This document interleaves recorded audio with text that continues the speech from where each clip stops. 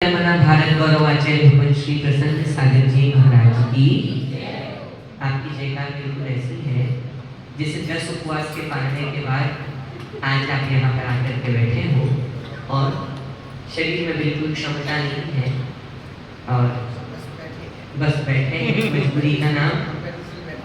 हाँ, बोलिए अंतर्मना आचार्य भगवान श्री प्रसन्न सागर जी महाराज की। मैंने प्रश्न छोड़ा था दिवेश भैया, 8 दिन से सिद्ध चक्र की तैयारी चल रही है और ये सिद्ध चक्र विधान क्यों करना है, प्रश्न बस इतना सा है। आज का पहले दिन का विधान हो भी गया, शेष 2 दिन का विधान भी हो जाएगा। उसके पहले मैं आपको एक चीज बोलूं, अच्छे दिन कम होते चले जा रहे हैं। क्या क्या याद रखना है?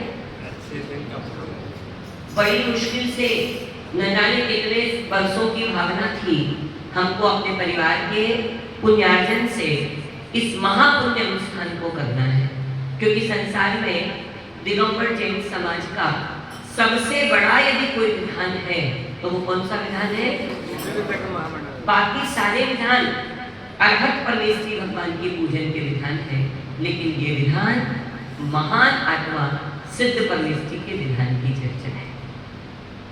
मैं सुबह सुन रहा था महाराज जी आचार्य भगवान जब अस्वस्थ थे अभी कुंडलपुर में, तब रोज 1 घंटे मुनि महाराज की क्लास लेते थे रोज, जब 2022 में, तो वो सिर्फ इसीलिए क्लास लेते थे। एक बार उन्होंने बहुत दम से कहा कि अनंत भगवान भगवान बन गए हैं लेकिन फिर भी उनका पुरुषार्थ कम नहीं है।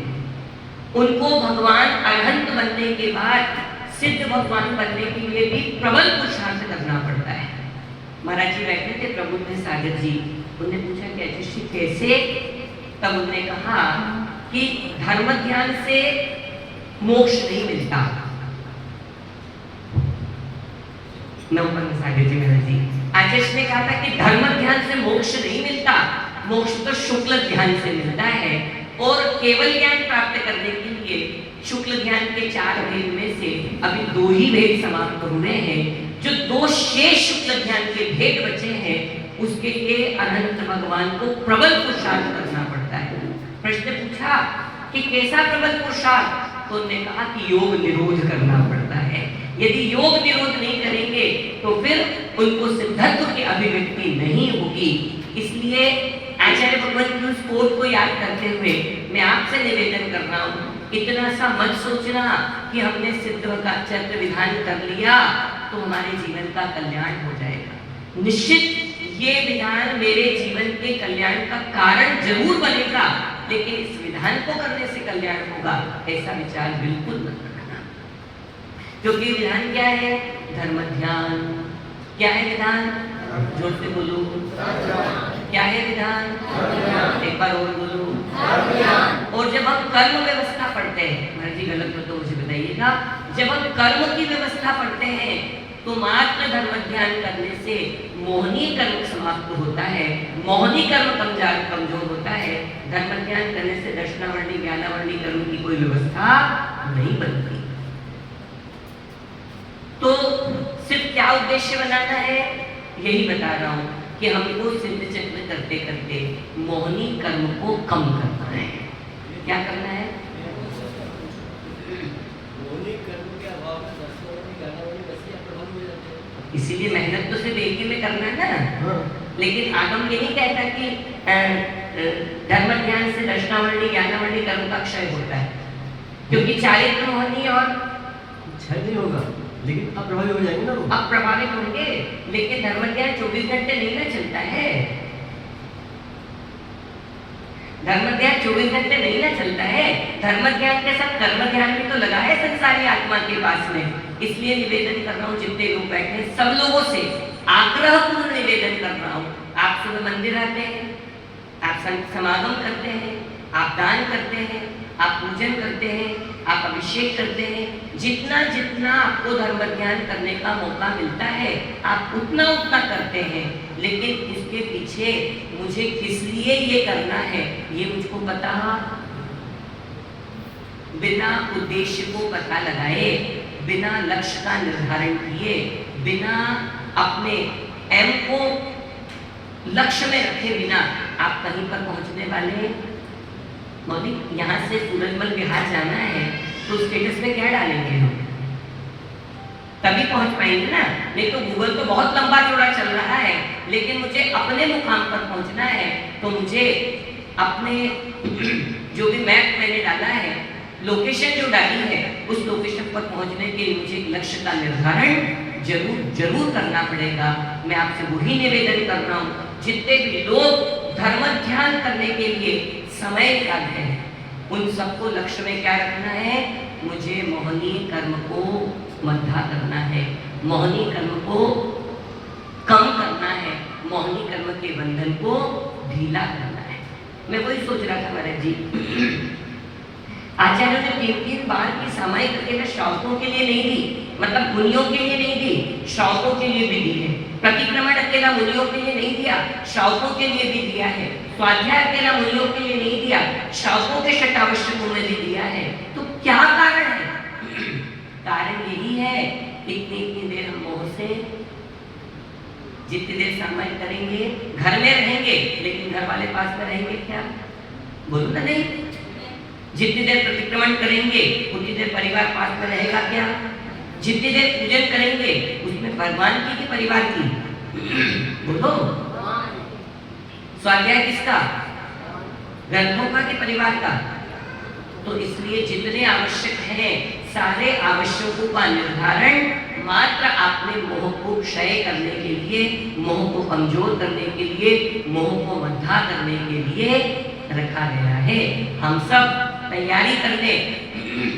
अभी तक मुझे पता नहीं था ना, मुझे भी नहीं पता था। आज मैंने जब डायरी खोली तो मैंने उस डायरी के आचार्य के वो कोट पढ़े कि आचार्य ने क्लास में क्या क्या कहा, तो पता चला कि गुरुजी ने बताया कि अरहंत भगवान को भी जब सिद्ध भगवान बनने के लिए प्रबल पुरुषार्थ करना पड़ता है, तो हमको अरहंत बनने के लिए कितनी मेहनत करनी पड़ेगी।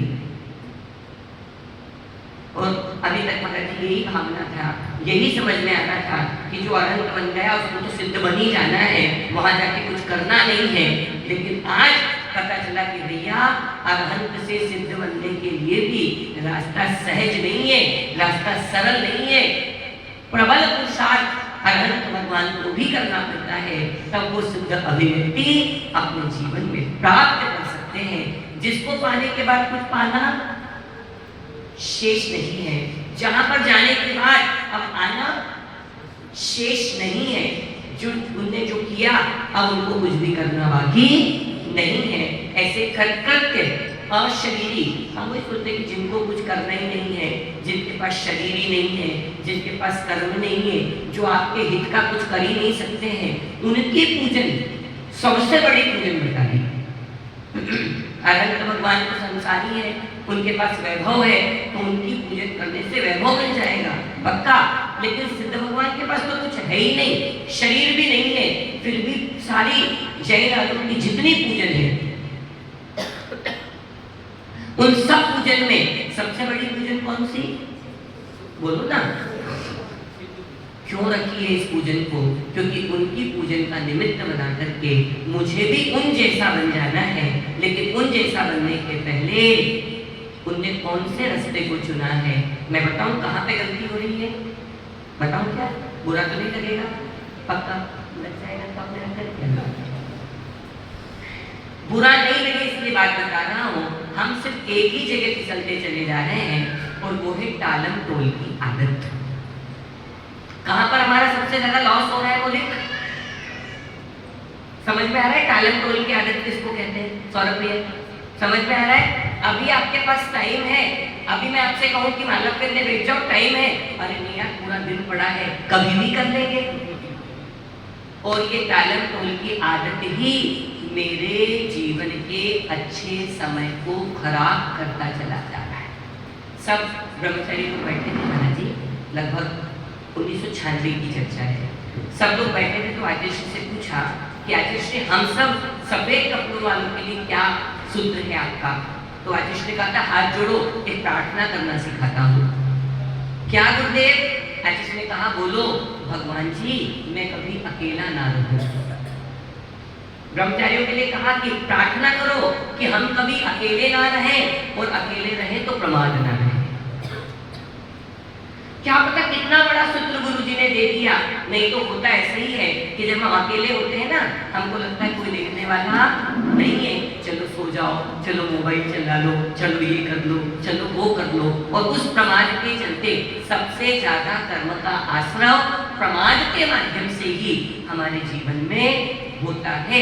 इसलिए आज इस मंच से एक प्रार्थना करके भगवान से उठना कि भगवान, ये जो टालम टोल की आदत मेरे जीवन का अंग बन चुका है, महत्वपूर्ण अंग बन चुका है, हे भगवान, मैं इस महत्वपूर्ण अंग को डिस्ट्रॉय कर दूं, इस महत्वपूर्ण अंग को लेट गो करने की मेथड अपने जीवन में उतार लूं, तो विश्वास करना कि मेरा जीवन बहुत अच्छा बहुत अच्छा बहुत अच्छा बनता चला जाएगा। विधान तो और भी आप करेंगे, है ना, लेकिन ऐसा चतुर्विध संघ का सानिध्य, और संघ में तो बहुत सारे साधुओं के, बहुत सारे साधवियों के सत्संग सानिध्य में विधान होता है। लेकिन दीपेश भैया बताऊं, जिनके भी सानिध्य में होता है मुझे क्षमा करना, मैं एक निवेदन कर रहा हूं कि या तो वो विधान विधान नहीं लगता, या तो वो विधान लगता है एक्सप्रेस गाड़ी, है ना, स्वाहा स्वाहा स्वाहा स्वाहा स्वाहा स्वाहा स्वाहा। उसमें क्या बड़ा संगीत आपने पता नहीं, मंत्र में क्या बोला किसी को पता नहीं। या तो विधान ऐसा होता है, या फिर विधान में महाराज जी आते हैं, शांतिधारा पढ़ते हैं, प्रवचन करते हैं और चले जाते हैं। विधान नहीं होता सत्संग सानिध्य में, ऐसा नहीं। लेकिन पहले अर्घ से लेकर आखिरी अर्घ तक पंक्तियों को पढ़ना, मंत्रों को बोलना और उसके तथ्य को और अर्थ को अपने जीवन में, अपने जीवन के साथ लोगों के जीवन तक पहुंचाना, ऐसा मौका मुझे लगता है कि पहले आपने कभी भी प्राप्त नहीं किया होगा। इसलिए इस विधान को जीवन का संविधान बनाना, क्या बनाना, बोलो ना, इस विधान को अपने जीवन का संविधान बनाना। जैसे देश बिना संविधान के नहीं चलता, वैसे ही जीवन भी बिना संविधान के। तो पहला संविधान है इस विधान का। इस विधान के माध्यम से अपने जीवन में एक प्रार्थना भगवान से करना है कि हम टालम टोल की आदत को अपने जीवन से लेट गो करने की कोशिश करेंगे। कितने लोग करेंगे?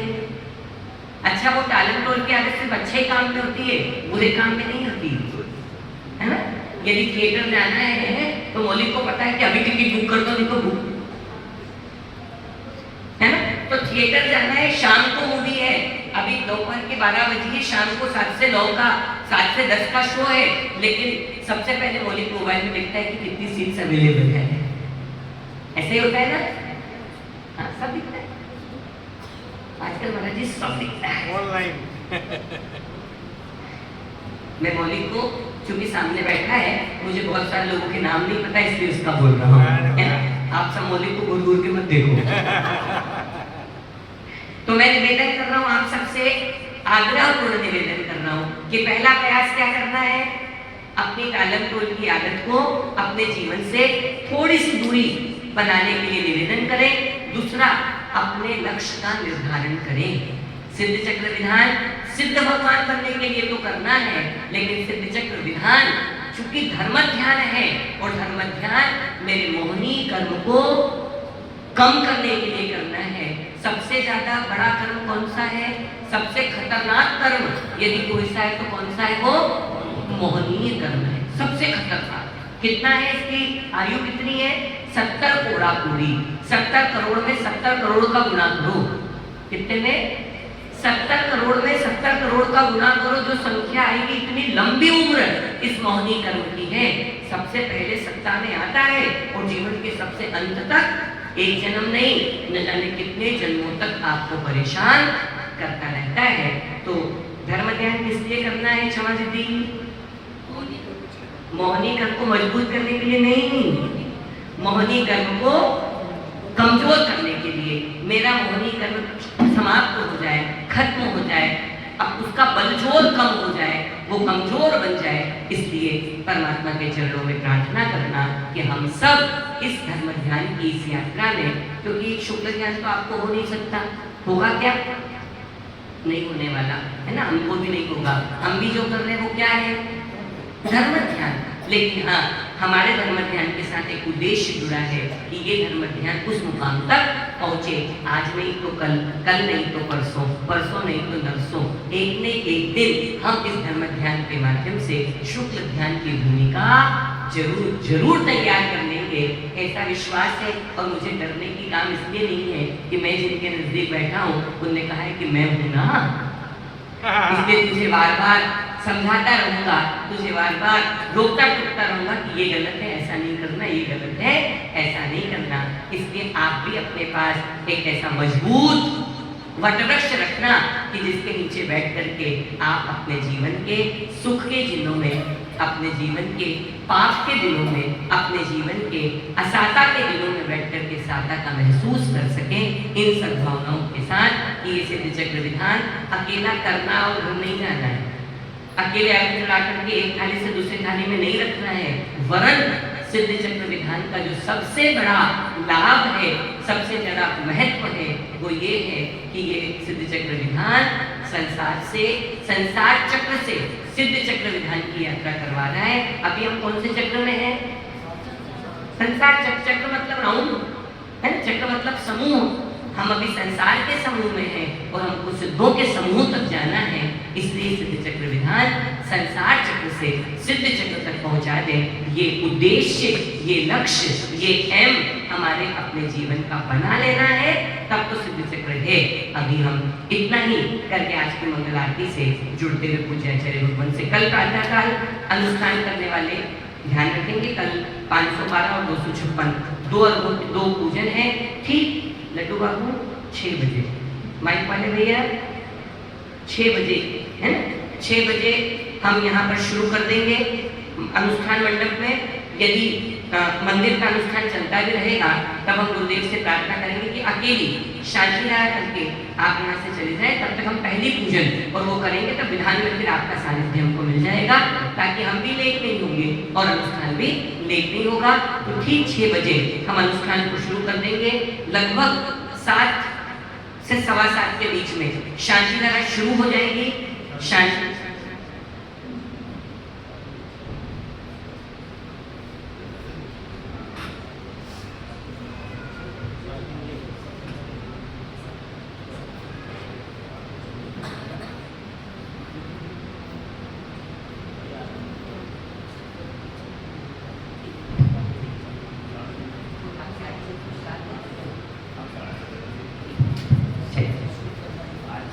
शुरू कर देंगे, है ना।